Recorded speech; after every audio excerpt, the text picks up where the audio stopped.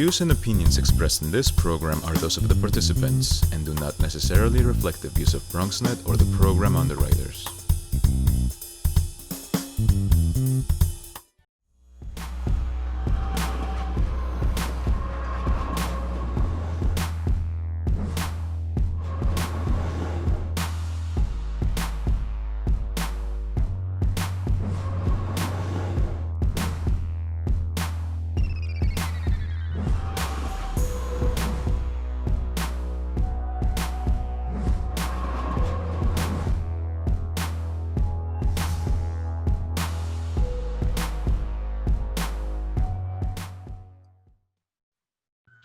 Welcome to Open 2.0. We're the Open 2.0 crew. October is Domestic Violence Awareness Month, and we want to help spread awareness to young people. We are joined by Day One, a New York City organization that educates and provides guidance to young people on dating abuse and domestic violence. Welcome, Jeimi and Ashelly. Hello. Hi. Hi, my name is Alfred, and my question for you today is, what is Day One exactly? So Day One is a nonprofit organization, and we focus on intervention and prevention of intimate partner violence. So some of the services we provide are legal services, individual and group therapeutic work. We also do workshops about dating violence and healthy relationships and intimate partner violence throughout New York City. And all of our clients are individuals of ages 24 and under. Hi, my name is Amma. Thank you for the insight. Can you tell me more about your role in the organization? Sure. So I'm what's called Relationship Abuse Preventive Program Coordinator, RAPP coordinator for short. And the RAPP program is hosted by a few different organizations. So a RAPP coordinator is a licensed social worker that provides therapy and also education in one specific school. So I work in a school in the Bronx, and I provide therapy to as many students as needed, specifically in intimate partner violence, related to relationship abuse or friendship abuse or learning about healthy relationships and so on. What are students in your school or work with others experiencing?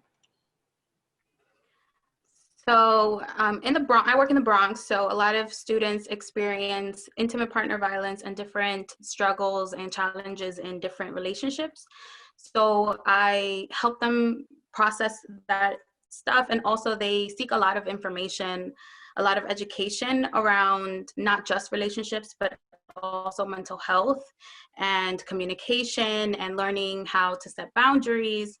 And they really, at the end of the day, just want extra support that they might not be able to have at home, or maybe they seek information that their friends don't have access to. All right, thank you for that. I'm William.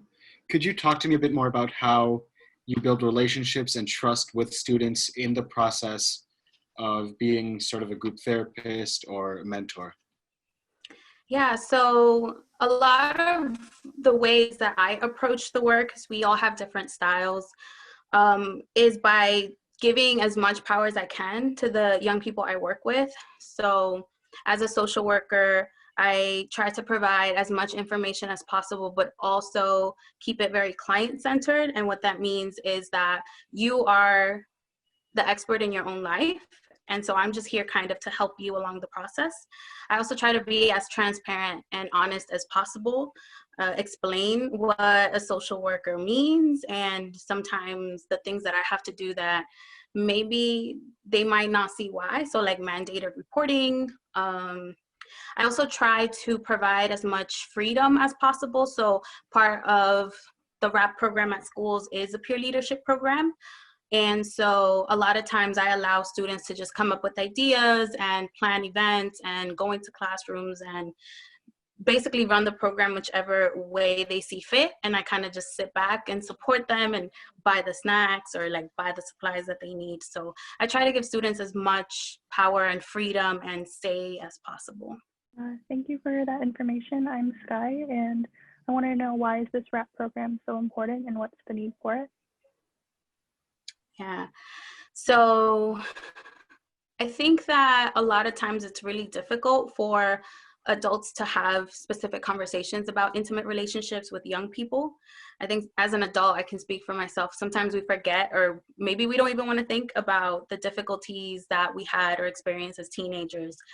And I hear a lot of parents say, oh, just focus on school. And it's just like really uncomfortable sometimes for parents and guardians and whomever is taking care of young people to have these deep conversations about what is love, like why do I feel good when something happens, or why do I like this person even though they don't like me back.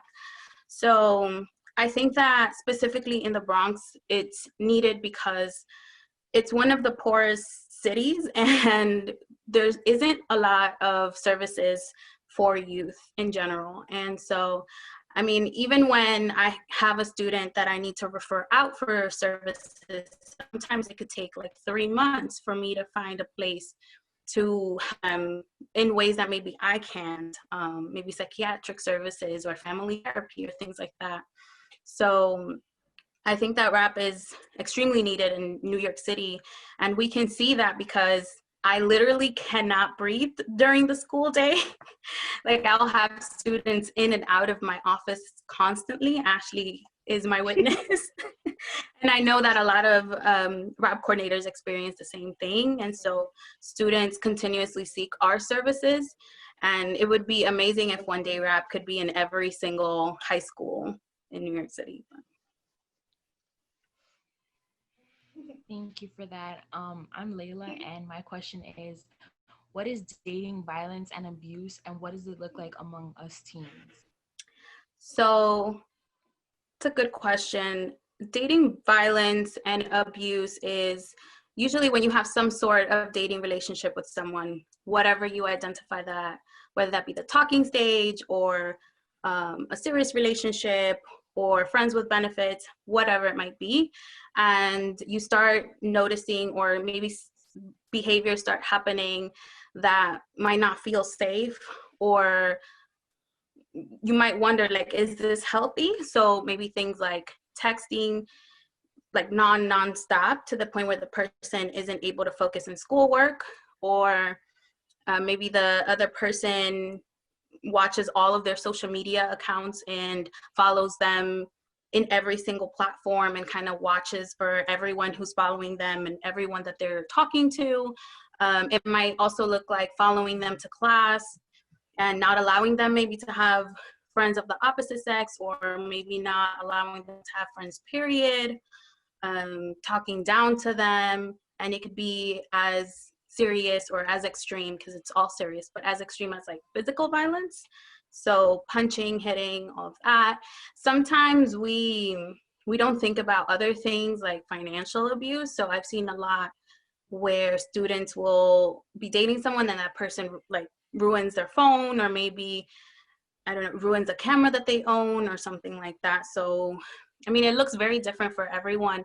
And I think it's really hard to identify sometimes for young people because we don't really have these conversations on a regular. And for some young people, it's really uncomfortable to talk about their intimate relationships with others.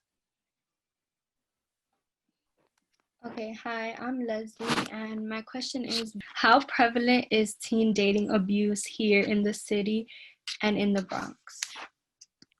So in New York City, I believe it's 1 out of 10 students in New York City have reported abuse, physical abuse or sexual abuse in their intimate relationships. So in the city is definitely, and it's probably more than that, right? Because a lot of young people don't report this stuff happening to them for whatever reason. It might not be safe for them, or they might not even know that they're experiencing it. And so the Bronx is definitely no different than that. There's also, I believe there's a survey that talks about how brown and Black young people experience more dating abuse than non-Black and brown people. And so predominantly in the Bronx, there's a lot of Black and brown people. And so naturally, I believe that those numbers might go up. I mean, I don't have like tangible research in front of me, but it's definitely really needed in the Bronx. I know, and also a lot of the cultures that we come from, a lot of Black and Latino and Hispanic and brown people, we don't talk about intimate relationships. Like you're gonna get married when you're 30. That's what they say, right? Like you shouldn't have a boyfriend. Like focus on school. Like relationships aren't important, and so they need a space where they can talk about it freely and safely, I think.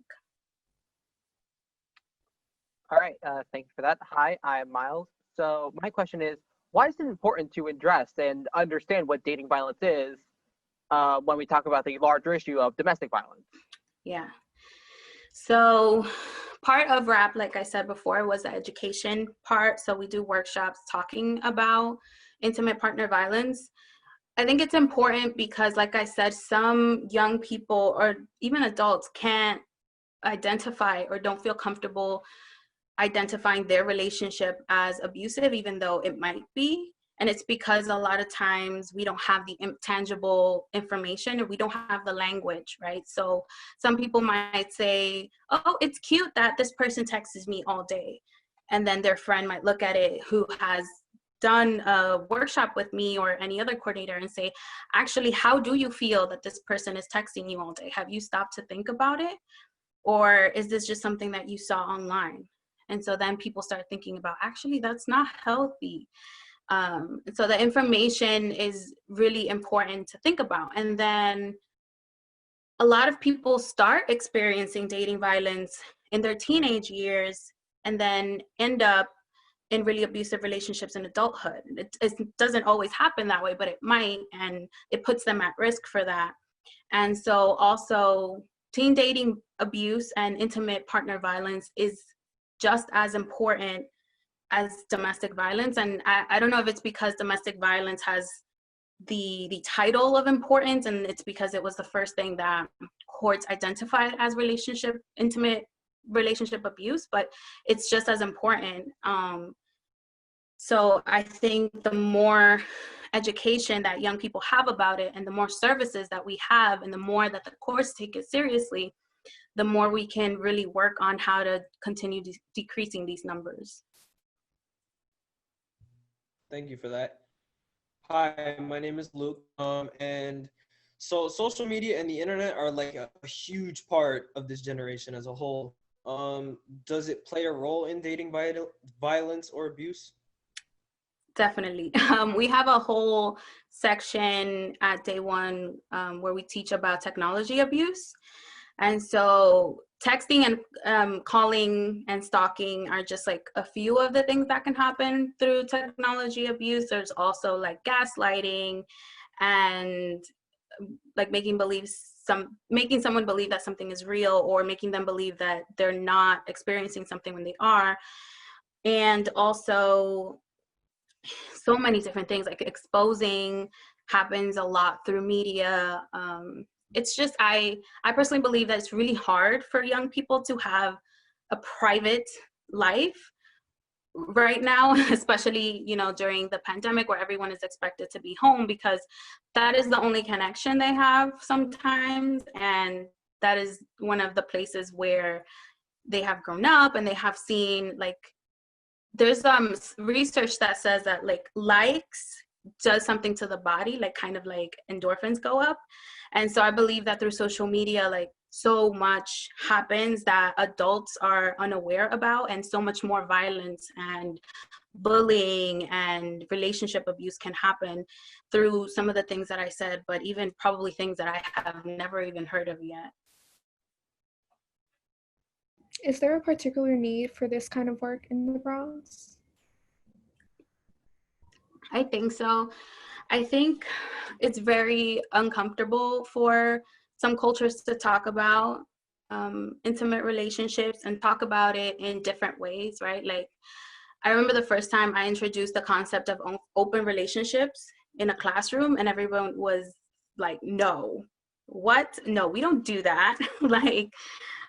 So I think because of the different cultures and just the different beliefs, and of course we can't deny the amount of violence that there is in the Bronx, programs like this is super necessary along with many other anti-violence programs. And so the more services we have and the more understanding we have for young people in the Bronx, the more young people can protect themselves from these violences. Sometimes we don't have control over the kind of violence that we experience, but even identifying the kind of violence is very helpful for a young person in the Bronx who maybe they don't have the help in the Bronx, but maybe they can go to Harlem or maybe they can go to Manhattan until we can get these services up and more agencies come up with services for young people in the Bronx. Thank you for that information. How is Day One working to prevent dating violence and abuse among young people? So like I said, we do work in the criminal justice system. So we have lawyers helping young people with orders of protection, amongst a lot of other things. We have social workers in the Day One offices. Well, right now we're fully remote, but that do preventive work, and they also do case management.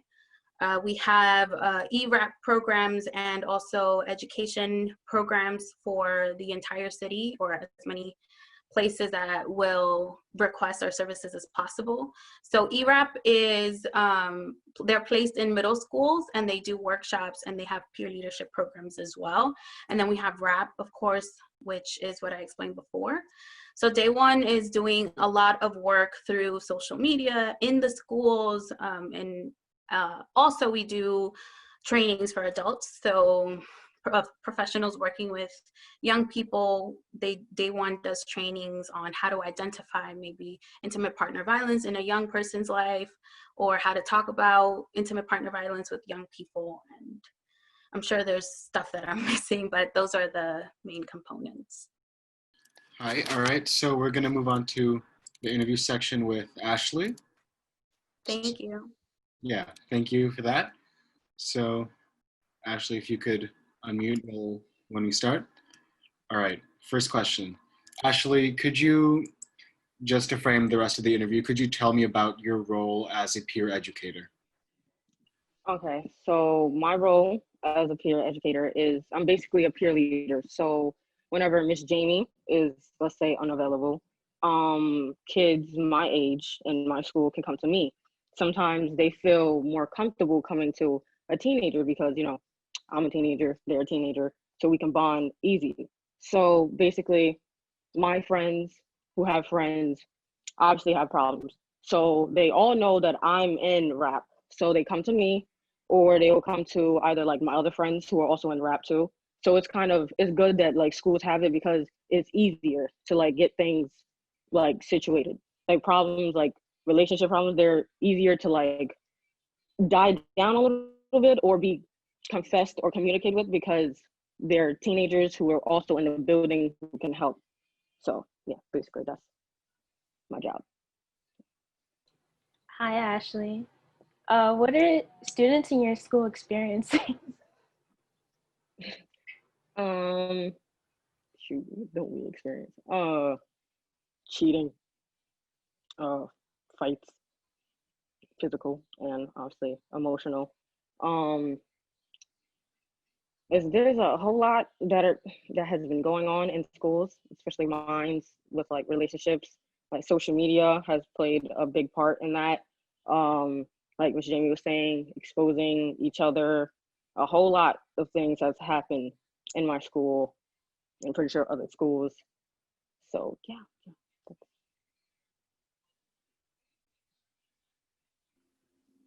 Domestic violence is hard for anyone to discuss.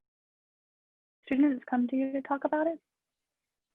Yes, they do.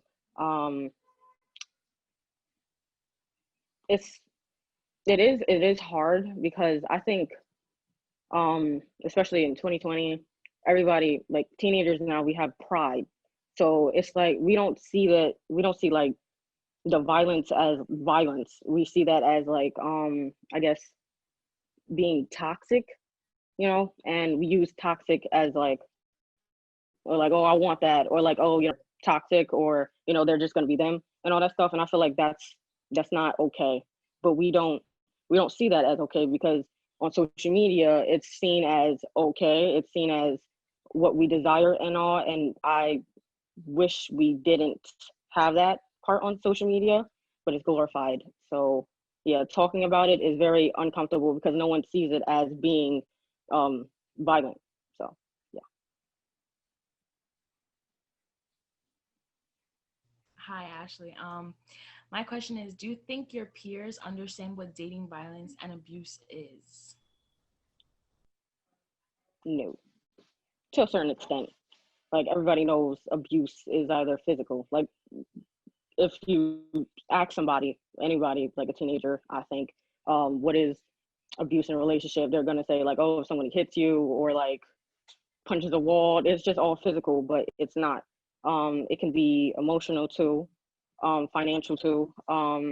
Like for an example, they go on a date and a guy pays for the whole date.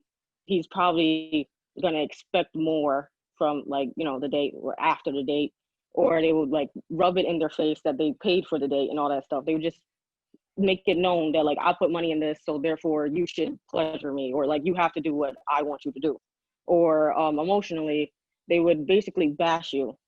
They would probably say like, oh, you look ugly in this today, like don't wear this because it's showing this part of your body and that part is sloppy, or like stuff like that. It's just there's different ways that you can be abused in a relationship. It's not only physical. And do students consider it domestic violence? no, they don't. They wouldn't title it domestic violence. They wouldn't. They would just say, like I said, toxic, or they would say my boyfriend is probably being crazy or girlfriend's being crazy. And as I've also said, like and on social media, is seen as what people want. And that's also a problem. And I think I don't know why it's desired so much, but yeah, since it's on Instagram, Facebook, Twitter, other places and all that stuff, if someone's seen as crazy, they're gonna want them more, or toxic.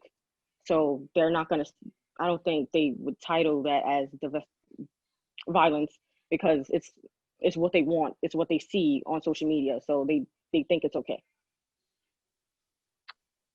All right, thank you for that. So my question is, why do you believe that this program that you're a part of is so important? I think it's important because I learned a whole lot from this, and I'm only 17. Communication is very, very big, and I used to, before I even knew about RAPP or the whole program, I was very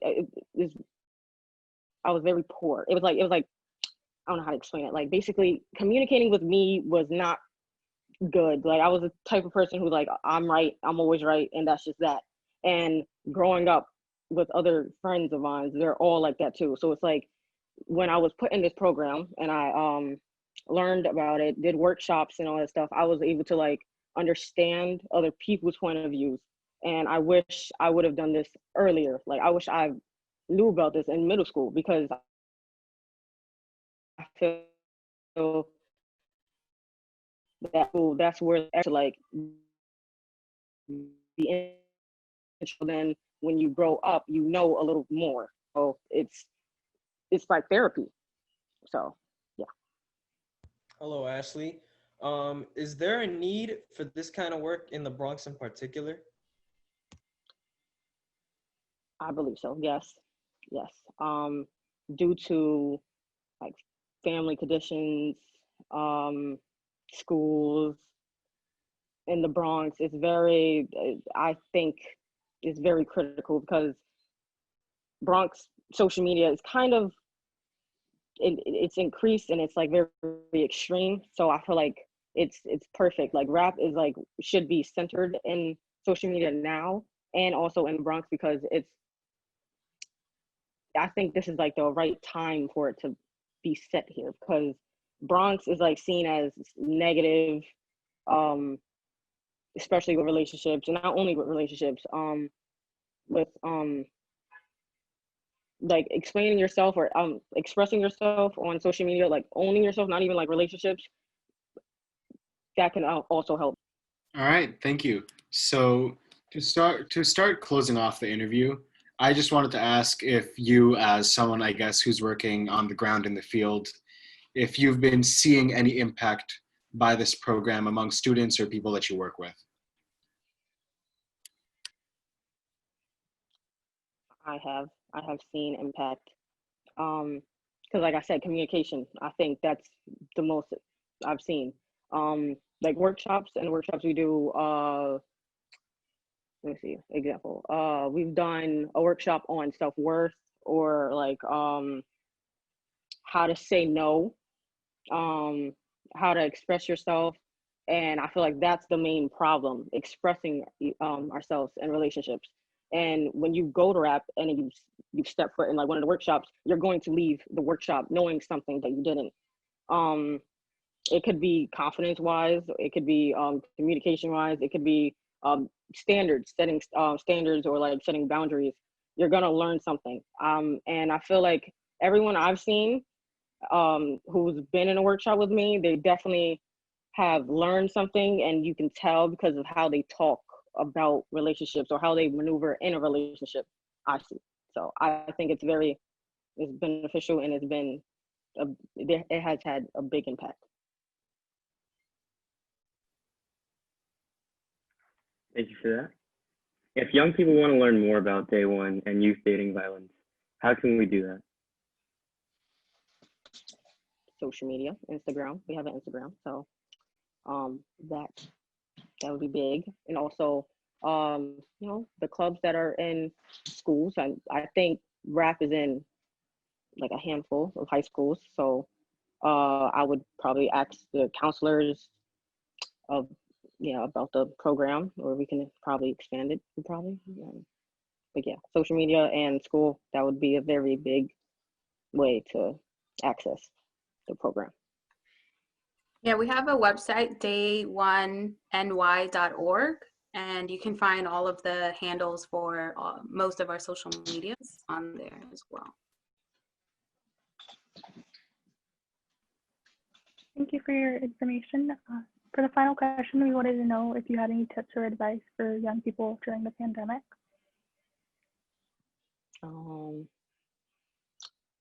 Tips I would have. Okay, I guess since we are all kind of trapped inside, social media has also been a big, and it's been how we communicate.